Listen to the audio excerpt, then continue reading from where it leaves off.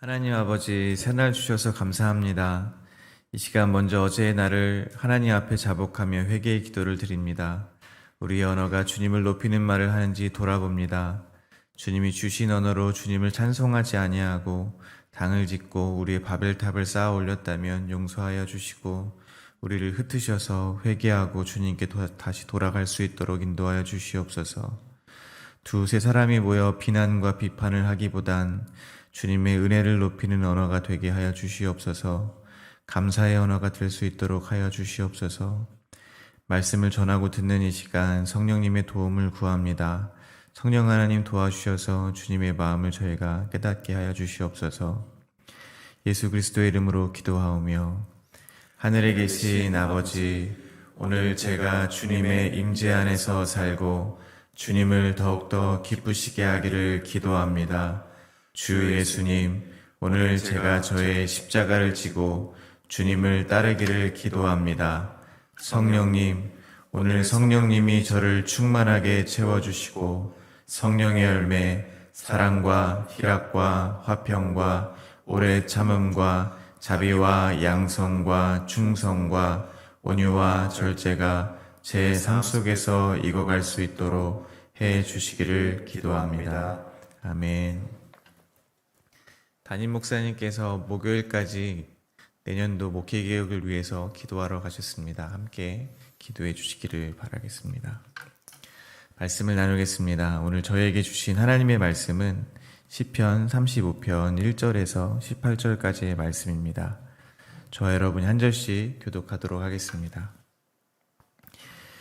여호와여, 나와 다투는 자와 다투시고 나와 싸우는 자와 싸우소서. 방패와 손방패를 잡으시고 일어나 나를 도우소서. 창을 빼사 나를 쫓는 자의 길을 막으시고 또 내 영혼에게 나는 내 구원이라 이르소서. 내 생명을 찾는 자들이 부끄러워 수치를 당하게 하시며 나를 상해하려 하는 자들이 물러가 낭패를 당하게 하소서.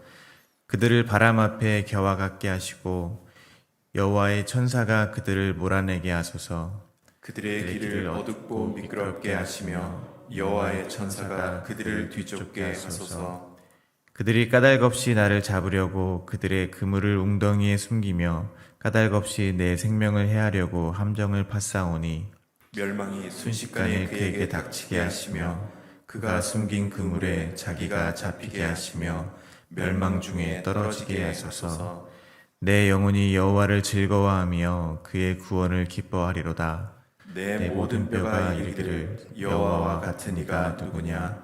그는 가난한 자를 그보다 강한 자에게서 건지시고 가난하고 궁핍한 자를 노력하는 자에게서 건지시느니라 하리로다. 불의한 증인들이 일어나서 내가 알지 못하는 일로 내게 질문하며 내게 선을 악으로 갚아 나의 영혼을 외롭게 하나. 나는 그들이 병 들었을 때 굵은 베옷을 입으며 금식하며 내 영혼을 괴롭게 하였더니 내 기도가 내 품으로 돌아왔도다. 내가 나의 친구와 형제에게 행함같이 그들에게 행하였으며 내가 몸을 굽히고 슬퍼하기를 어머니를 복함같이 하였도다. 그러나 내가 넘어짐에 그들이 기뻐하여 서로 모이며 불량배가 내가 알지 못하는 중에 모여서 나를 치며 찢기를 맞이 아니하도다. 그들은 연회에서 망령되이 조롱하는 자같이 나를 향하여 그들의 이를 갈도다. 주여, 어느 때까지 건망하시려 하나이까. 내 영혼을 저 멸망자에게서 구원하시며 내 유일한 것을 사자들에게서 건지소서. 내가 대회 중에서 주께 감사하며 많은 백성 중에서 주를 찬송하리이다. 아멘. 시편은 크게 5권으로 구조를 나눌 수 있습니다. 5권 중 제1권은 시편 1편부터 시편 41편까지입니다. 시편의 제1권은 다윗의 시 모음집입니다. 시편 제1권은 다시 4단락으로 구분을 지을 수가 있습니다. 오늘 본문인 35편은 그 중에 4번째 단락인 시편 35편부터 41편까지에 포함이 되어 있습니다. 오늘 본문은 다윗의 고백으로 악인들이 위협 가운데 무고한 자신을 구해주기를 하나님께 간구하며 드리는 청원의 기도입니다. 표제어는 다윗의 시이고 탄식 시에 해당합니다. 오늘 본문은 두 문맥으로 나누어 묵상하도록 하겠습니다. 첫 번째 문맥은 1절부터 10절까지입니다. 공경에 처한 시인은 하나님을 부르며 도움을 청하고 있습니다. 두 번째 문맥은 11절부터 18절까지입니다. 시인은 악을 선으로 갚았음에도 대적자들로부터 계속 어려움을 당하지만 주님을 찬송하겠노라 고백합니다. 오늘 본문은 하나님을 믿는 성도로서 차마 입 밖에 내놓지 못했던 그러한 기도를 보는 것과 같습니다.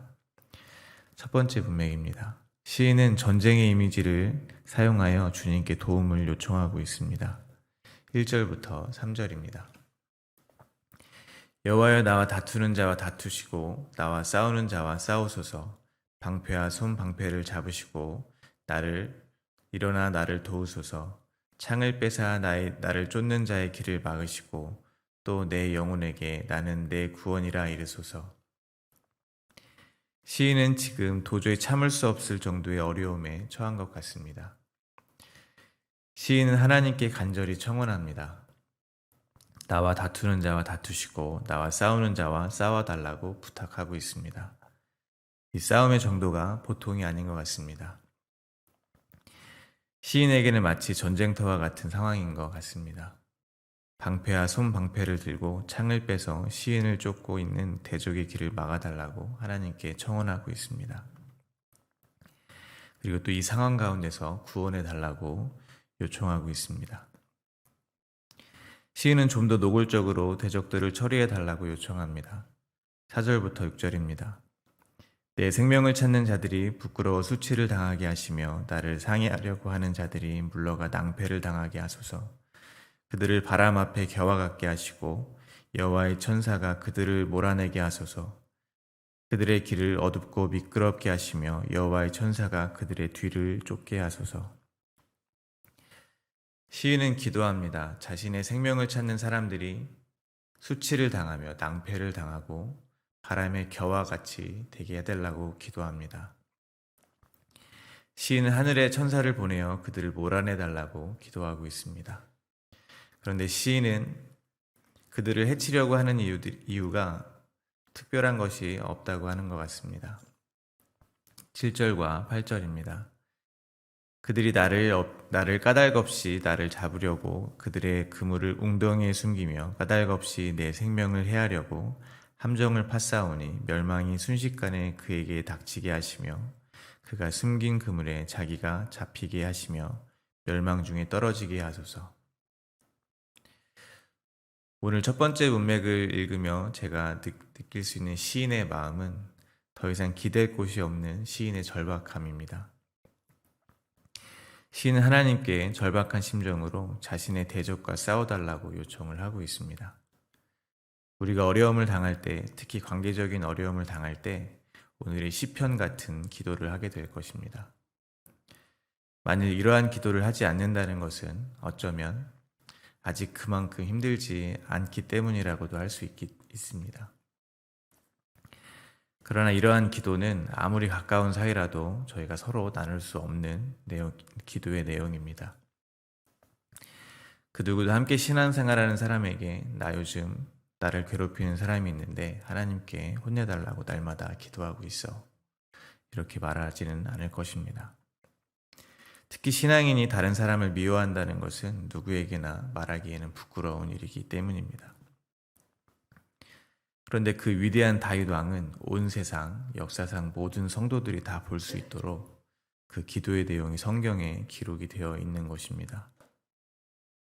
언제 이러한 기도를 저희가 할 수 있겠습니까? 완전히 무력해졌을 때일 것입니다. 도저히 자신의 힘으로는 이길 수 없는 대적을 마주했을 때 이러한 기도를 할 수 있을 것입니다. 주님을 믿는 성도들은 이러한 기도를 드리고 싶지만 원수를 사랑하라고 하신 예수님의 말씀을 기억하며 어떻게든지 나를 해하려고 하는 대적마저도 사랑하려고 애를 쓰고 있으실 줄 믿습니다. 주님을 믿는 성도들은 대적에게 공격을 당하는 상황이 되어도 뭔가 나에게 잘못이 있을 것이다 하면서 속 시원하게 다른 사람을 미워할 수도 없는 상태가 되셨을 줄 믿습니다. 그런데 그마저도 지탱할 수 없을 만큼 원망스럽고 미움이 가득한 사람이 우리 주변에 생길 수 있다는 것입니다. 그 사람을 생각만 하면 마음속에 하나님의 나라가 임하는 것이 아니고 쉬운 말로 아주 마음이 지옥이 되는 것입니다. 그럴 때 이러한 시편이 저에게 주는 위로가 적지 않습니다. 또 어떠한 때는 이러한 기도를 저희가 할 수 있겠습니까? 그것은 주님을 완전히 신뢰할 때입니다. 하나님과 관계가 분명해야 할 수 있는 기도가 이러한 기도입니다. 신앙생활을 오래 하면 할수록 저희는 분명 성숙해집니다. 참을 수 있는 일도 많아지고 더 오래 참을 수 있게 됩니다. 예전에는 금방 화가 났던 일에 이제는 별 대수롭지 않게 여기게 되기도 합니다. 그런데 그러다 보면 하나님과 관계가 굉장히 서먹하게 되기도 합니다. 부모가 아이를 키우면서 기쁨을 느낄 때는 내가 이 아이에게 여전히 필요한 존재구나 라는 것을 느낄 때라고 생각합니다. 이제는 자기의 일에 신경 쓰지 말라고 하는 자녀보다는 손이 많이 가는 자녀에게 정이 많이 갈 것입니다.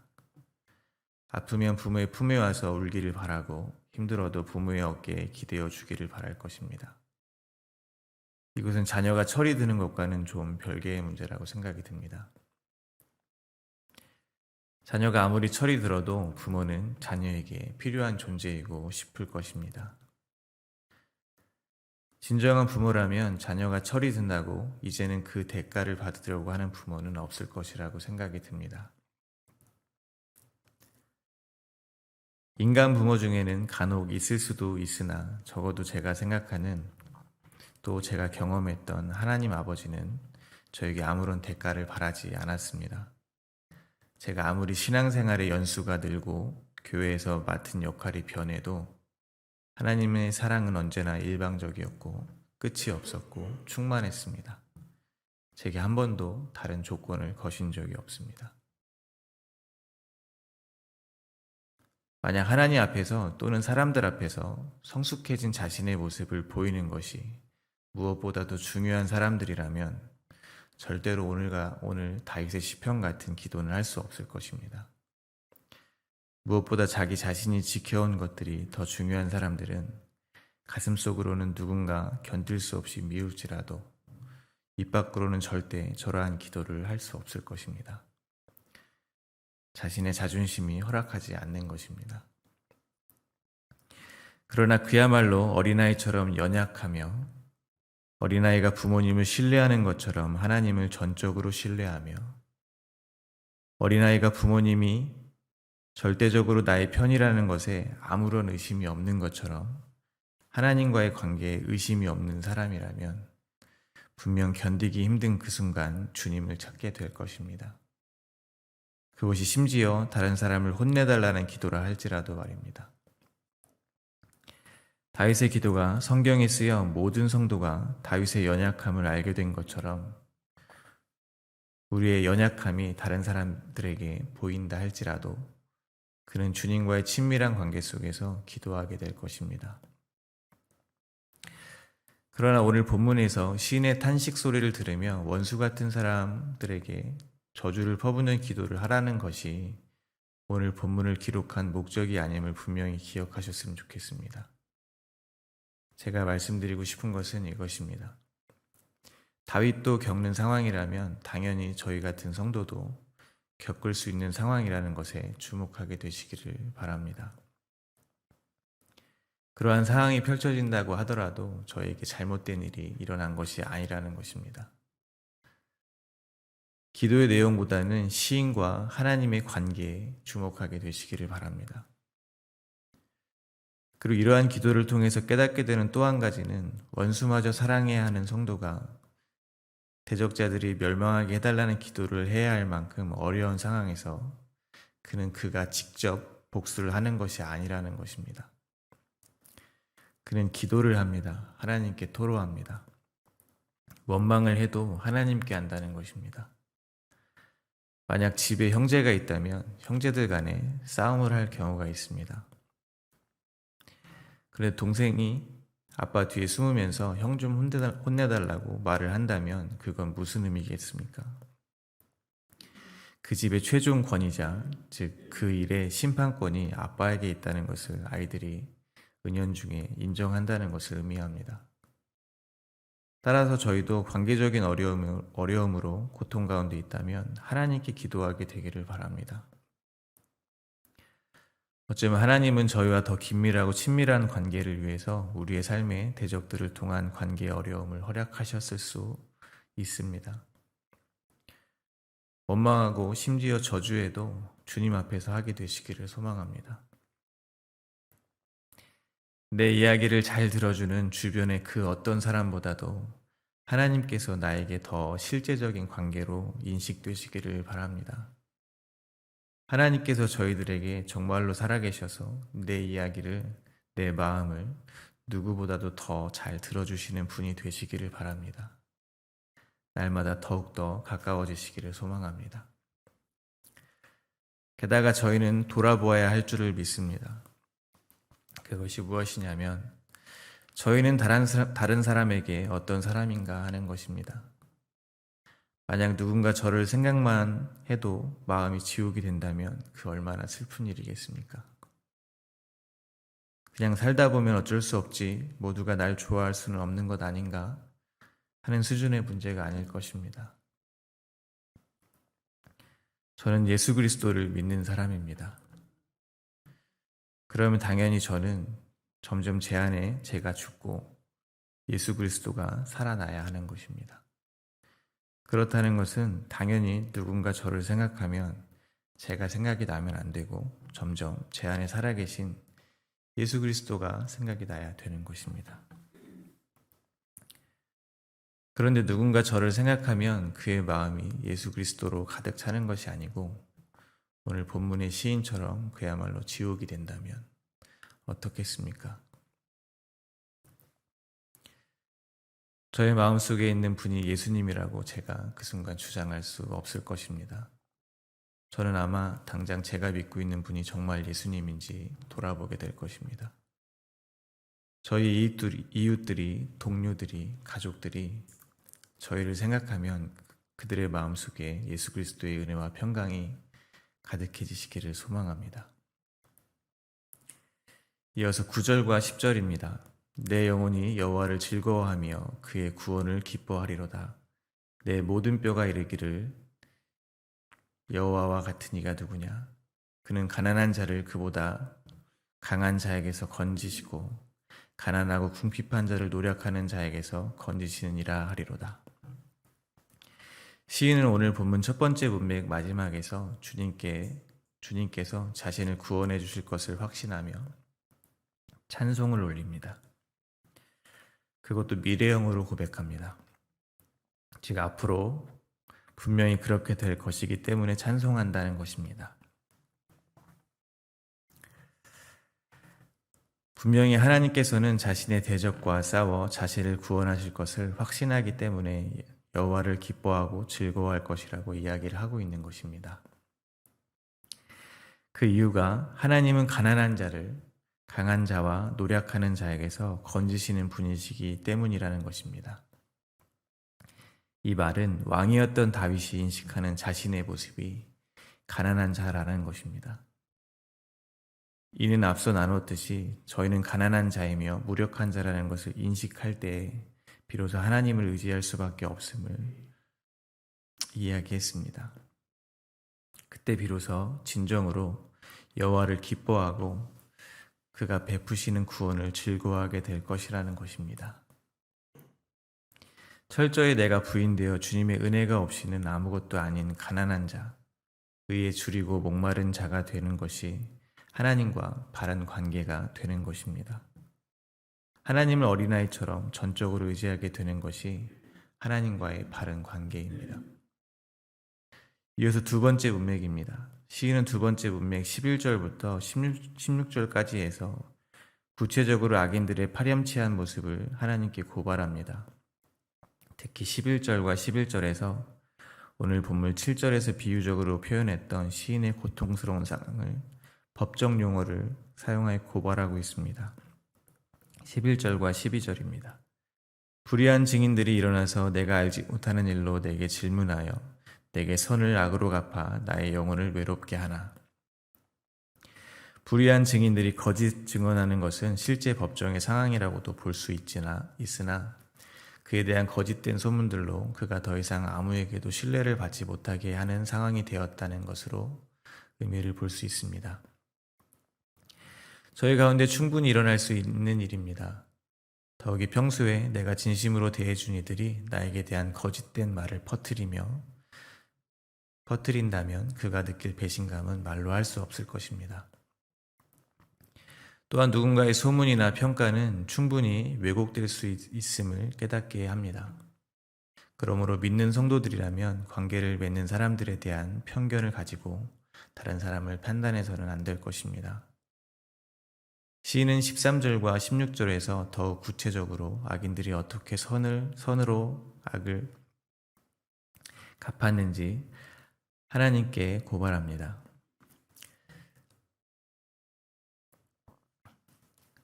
악인들이 어떻게 선을 악으로 갚았는지 하나님께 고발합니다. 13절과 16절입니다. 나는 그들이 병들었을 때 굵은 베옷을 입으며 금식하며 내 영혼을 괴롭게 하였더니 내 기도가 내 품으로 돌아왔도다.